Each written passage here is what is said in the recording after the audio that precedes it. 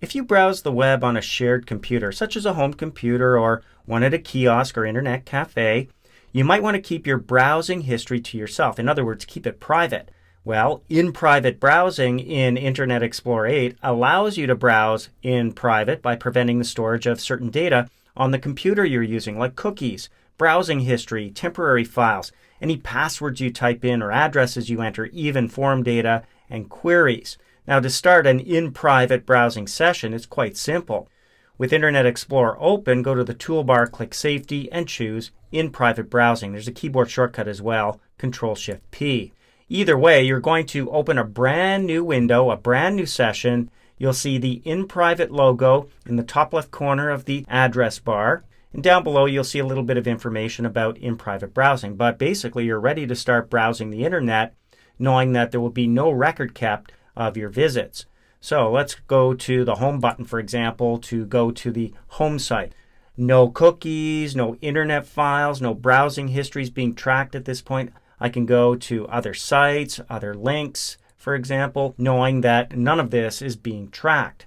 When you're done with an in-private browsing session, you simply go to the top right corner to close the window. When you close the window, in-private browsing is then turned off. But it's safe and you can rest assured that there's no record of your visits during that in-private browsing session. That takes care of what gets stored on your computer, the one you're using. But what about the content on that computer that can be shared with third parties when you access their sites? Information about your visit to a site could be sent to content providers. Now, that can be helpful at times, for example, speeding up search results and that kind of thing. But it could also be an invasion of your privacy as well. So for that, Internet Explorer 8 has in-private filtering. We access it the same way, click Safety, and choose in-private filtering. There is a keyboard shortcut for that one as well, Control-Shift-F, as in filtering. That simply turns it on. Now there are content providers that won't be getting information about your visit to the various sites. As we move around, none of that data is being shared. So exactly what is being blocked and what's being allowed, to really understand that, you can go back to Safety and choose In Private Filtering Settings. Now this will allow you to see a list of content providers, their statuses, and the content as well. When I turn this on, you'll notice that Choose Content to Block or Allow is selected by default. Or I could choose Automatically Block. Everything's going to be blocked except for the ones that I chose to allow. You can see there's a couple here on my list.